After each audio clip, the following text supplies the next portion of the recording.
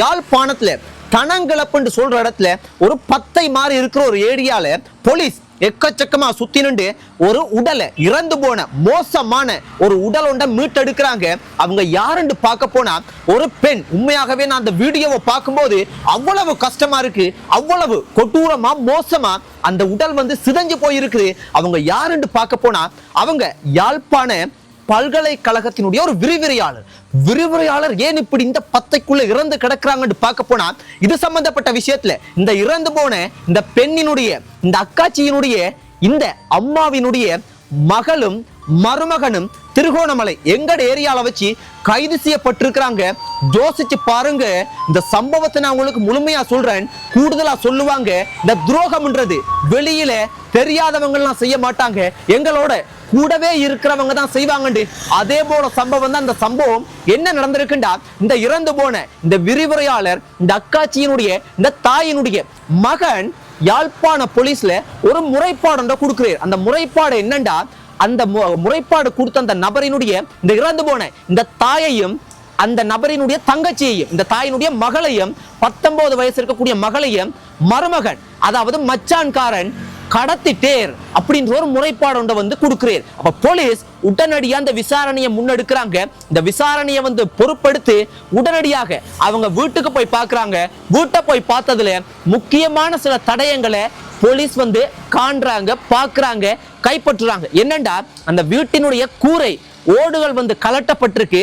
அதன் வழியாக வெளியே போனது, உள்ள வந்தது, அதே போல தலைமுடி வெட்டப்பட்டது, இப்படி சில விஷயங்களை எல்லாம் கண்டுபிடிக்கிறாங்க. கண்டுபிடிச்சு அடுத்த கட்டமாக பரந்தன்ல ஒரு ஏடிஎம் இயந்திரத்துல பணம் எடுத்திருக்கிறதுக்கான சில விஷயங்களை எல்லாம் கண்டுபிடிச்சு அடுத்த கட்டமா திருகோணமலைக்கு அவங்க வந்திருக்காங்க. திருகோணமலையில QR முறையை பயன்படுத்தி பெட்ரோல் செட்ல எரிபொருள் நிரப்பி இருக்கிறாங்க வாகனத்துக்கு. அது தெரிய அதை கண்டுபிடிச்சு ஒரு வழியா அந்த பெட்ரோல் செட், அந்த எரிபொருள் நிரப்பு நிலையத்தினுடைய சிசிடிவியை செக் பண்றாங்க. சிசிடிவில சில விஷயங்களை எல்லாம் கண்டுபிடிச்சு நேற்றைய முன்தினம், அதாவது 20ஆம் தேதி வியாழக்கிழமை, திருகோணமலையில இந்த இறந்து போன பெண் விரிவுரையாளரினுடைய மகள், 19 வயசு இருக்கக்கூடிய மகளையும் 21 வயசு இருக்கக்கூடிய மருமகனையும் கைது பண்றாங்க. கைது பண்ணி யாழ்ப்பாணத்துக்கு கொண்டு போய் விசாரணையை முன்னெடுக்கிறாங்க. விசாரணையில தெரிய வந்திருக்கிறது என்ன தெரியுமா, இந்த மருமகன் ஒப்புக்கொண்டிருக்கிறார், அவர்தான் கிட்டத்தட்ட இந்த மாமியார கொலை செய்திருக்கிறார். இதை கேட்கும் போது எப்படி தலையே சுத்துதுன்னு பாருங்க, யோசிச்சு பாருங்க. அப்ப என்ன செய்திருக்காங்கடா இவர் அதாவது இந்த மகளுக்கும் மருமகனுக்கும் விவாகரத்தின்ற ஒரு பிரச்சனை ஒன்று போகுதாம். அதாவது இதெல்லாம் ஒரு தனிப்பட்ட பிரச்சனை, இதெல்லாம் நாங்க கதைக்க கூடாது. ஏனென்றா இன்றைக்கு விசாரணை இப்படி இருக்கும், நாளைக்கு மாறி போகலாம், எப்படியும் நடக்கலாம். ஆனாலும் இது பொது மக்கள் பார்க்கக்கூடிய வகையில மிகப்பெரிய கொடூரமான சம்பவமா இருக்கிறனால கட்டாயம் விழிப்புணர்வுக்காக சில விஷயங்களை நாங்க தவிர்க்காம கதைச்சுத்தான் ஆகணும். அப்ப இந்த மகளுக்கு 19 வயசு இருக்கக்கூடிய மகளுக்கும் மருமகனுக்கும் சில விஷயங்கள் விவாகரத்து, சில குடும்பங்களுக்குள்ள வரணும் சின்ன சின்ன சிக்கல். அதனால இந்த தாய்க்காரி மாமியார்காரி சில அறிவுரைகள், சில நல்லது கெட்டது சில விஷயங்களை எல்லாம் சொல்றதுல ஈடுபட்டு இருக்காங்க போல. என்னமோ ஒரு குடும்ப பிரச்சனை வந்துட்டு, இந்த பிரச்சனையில மருமகன் மனைவிய கடத்தினது மட்டும் இல்லாம மாமியார கழுத்தை நரிச்சு பட்டு மோசமா தாக்கி கொலை செய்து மாமியார அவங்களோட வீட்டுல இருந்து இன்னொரு ஏரியால தனங்களப்புன்னு சொல்லப்படக்கூடிய ஒரு 10 ஏரியால தூக்கி எரிஞ்சு போட்டு தப்பி போயிருக்கிறேன். பரந்தனுக்கு போய் காசு எடுத்துட்டு அங்க இருந்து திருகோணமலை யோசிச்சு பாருங்க. இவ்வளவு விஷயத்தையும் செய்தது எத்தனை வயசால்? 21 வயசு இருக்கக்கூடிய ஒரு இளைஞன், ஒரு சின்ன வயசு இருக்கிற சின்ன பொடியன் என்று சொல்லலாம். அதுவும் கூடவே இருந்த இன்றைக்கு கோபதாமமா இருக்கலாம், ஆனா மாமியார் அந்த அக்காச்சியினுடைய, அந்த விரிவுரையாளரினுடைய, அந்த பெண்ணினுடைய, அந்த தாயினுடைய, அந்த மாமியாரினுடைய கையால ஒரு தடவை சாப்பாடு சாப்பிட்டு இருக்க மாட்டீங்களா நீங்க? ஒரு ஈவிரக்கம், ஒரு மனசாட்சி, ஒரு இரக்கம்ன்றது உங்களோட மனசுல கொஞ்சம் கூட இல்லையா? அப்படியே பிடிக்கலண்டா விட்டுட்டு போக வேண்டியதான ஐயா. இந்த கடவுளே, இதெல்லாம் பார்க்கும்போது மனிதர் தானா இவங்க எல்லாம்?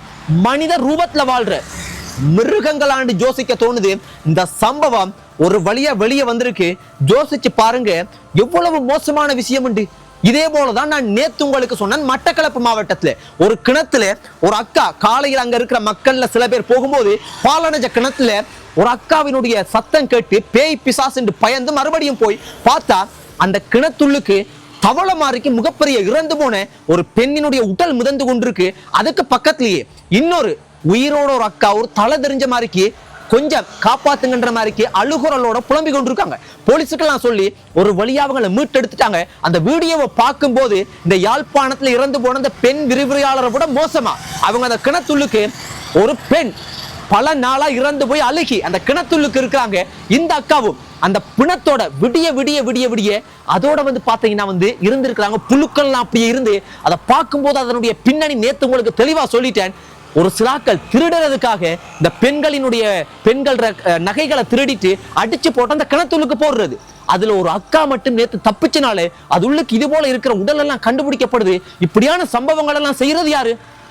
மனுஷ ரூபத்துல இந்த இலங்கையில இருக்கிற சில கொடூரமானாக்கள் செய்யறாங்க. அதே போலதான் இன்றைக்கு யாழ்ப்பாணத்திலையும் இந்த மாமியார், இந்த பெண்ணை, இந்த தாயை, மருமகன், ஒரு சின்ன இளைஞன் இப்படி ஒரு மோசமான விஷயத்தை செய்திருக்கேன். இதுல கைது செய்யப்பட்ட அந்த மகள் அவங்களோட சம்பந்தப்பட்ட எந்த ஒரு விஷயமும் பெருசா வெளியே வரல. இந்த மகள் எல்லாம் பார்த்து கொண்டுதான் இருந்திருப்பாங்க. கையை கட்டினாங்களா கடத்தினாங்களா என்ன ஏதுன்றது தெளிவா தெரியலன்றாலும் மகள் குற்றவாளி இல்லையா எதுவுமே பெருசா தெரிய மாட்டேங்குது. உண்மையாகவே இது போல தவறு செய்யறவங்களுக்கு ஆயுள் முழுக்க ஜெயிலுக்கு இருக்கணும். ஆனா ஒன்று மட்டும் எனக்கு ஞாபகம் வருது, தலைவர் 2009ஆம் ஆண்டுக்கு முதல் இது போல சம்பவம் நடக்குமா? நடந்திருந்தா இந்த 21 வயசு இருக்கக்கூடிய இந்த இளைஞனுடைய நிலைமையை யோசிச்சு பாருங்க. எப்பேற்பட்ட தண்டனை இருக்கும். தலைவர் எப்படி அழகா வச்சிருந்த இந்த தாயகத்தை வடக்கு கிழக்க தமிழ் சொந்தங்களை கட்டி எழுப்பின தமிழனுண்டா உலக இந்த பரப்புலையே தமிழனுக்குன்ற ஒரு நாடு அது கதைச்சா அதெல்லாம் பெரிய கஷ்டமான விஷயங்கள். எப்படி கட்டி ஆண்டிருனே, எப்படி ஒரு விஷயம். ஆனா இன்றைக்கு இந்த தமிழ் சமுதாயம், தமிழ் இளைஞர்கள், இந்த தமிழ் பிள்ளைகள், தமிழ் ஆட்கள்கள் இப்படி சீரழிஞ்சு போறதை பார்க்கும்போது இந்த கடவுளே அவ்வளவு கவலையா இருக்கு, அவ்வளவு வேதனையா இருக்கு. அது மட்டும் இல்ல, இதே யாழ்ப்பாணத்துல இன்றைக்கும் ஒரு சம்பவத்தை பார்க்க கிடைச்சிச்சு. ஒரு சாவகச்சேரி புத்தூருக்கு போற வீதியில ஒரு விபத்து இன்றைக்கு நடந்தது. அதுல ஒரு ஆட்டோ பெரிய டிப்பரோட மோதுபட்டு சின்ன இளம் ஒரு தங்கச்சி அந்த பெண்ணினுடைய தாயும் சம்பவ இடத்துலயே உயிரிழந்துட்டாங்க. அதை பார்க்கும்போது அவ்வளவு கொடூரமா இருக்கு. மனுஷனால அவ்வளவு கஷ்டமா இருக்கு, அவ்வளவு மோசமா இருக்குது. அந்த விபத்துல அப்படி இறந்து போயிட்டாங்க. நான் ஒன்றுதான் சொல்லுவேன், வீதி விதிமுறைகளை பின்பற்றி போங்க. பெரிய இந்த டிப்பர் வாகனத்துல வரவங்க உங்களுக்கு அவசர ஆபத்து இருந்தா நீங்க இந்த வேலைக்கு வராதீங்க, இந்த தொழிலுக்கு வராதீங்க. அழகான முறையில பார்த்து அமைதியா பொறுமையா வாகனத்தை செலுத்துங்க. இல்லண்டா அந்த டிரைவர் கைது செய்யப்பட்டுட்டார். ஆனா போனா அந்த போன உயிர் மறுபடியும் வருமா ஐயா? ஏனம்மா இது போல செய்யறீங்க? வேணாமம்மா, தயவு செய்து.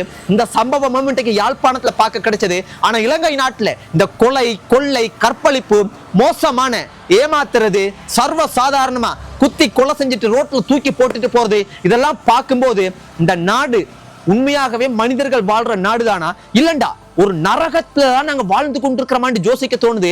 ஒன்றுதான் நான் சொல்லுவேன், இந்த நாட்டுல இருக்கிற சட்டத்துல இருந்து நீங்க தப்பிக்கலாம், ஆனால் கட்டாயம் இறந்து போனதன் பிற்பாடு கடவுளினுடைய ஒரு நீதியிலிருந்து தப்பவே முடியாது. வேணாம் அம்மா, இந்த மாதிரியான மோசமான நரகத்துக்கு போகக்கூடிய விஷயங்களை எல்லாம் செய்யாதீங்க, பாவமான வேலைகளை எல்லாம் செய்யாதீங்க. ரொம்ப ரொம்ப மோசமான தவறான எக்கச்சக்கமான விஷயங்களை செய்யறத பார்க்க கிடைக்குது. ஆனா இந்த மாதிரியான தவறுகளுக்கு பின்னுக்கு எனக்கு தெரிஞ்ச ரெண்டே விஷயம் இருக்கிறதுக்கு தான் சந்தர்ப்பம் இருக்குன்னு நினைக்கிறேன். ஒன்று பணம், இன்னொன்று போதைப் பொருள் சம்பந்தப்பட்ட விஷயங்கள்ல ஈடுபடும். இல்லண்டா அதை செய்யவே முடியாது. கடும் கவனமா இருங்க சொந்தங்களே. நகைகளை போட்டுக்கொண்டு சமுதாயத்துல பாதுகாப்பு இல்லாத இடங்கள்ல தெரியாதீங்க. யாரையும் இலகுவுல நம்பாதீங்க. சொந்த பிள்ளையே அம்மா அப்பாவை கொள்றதும் இந்த மாதிரியான விஷயங்களை எல்லாம் பார்க்கும்போது மிக மிக கேவலமாகவும் கவலையாகவும் இருக்குது. கவனம் சொந்தங்களே. குட் நைட், ஸ்வீட் ட்ரீம்ஸ், பாய்.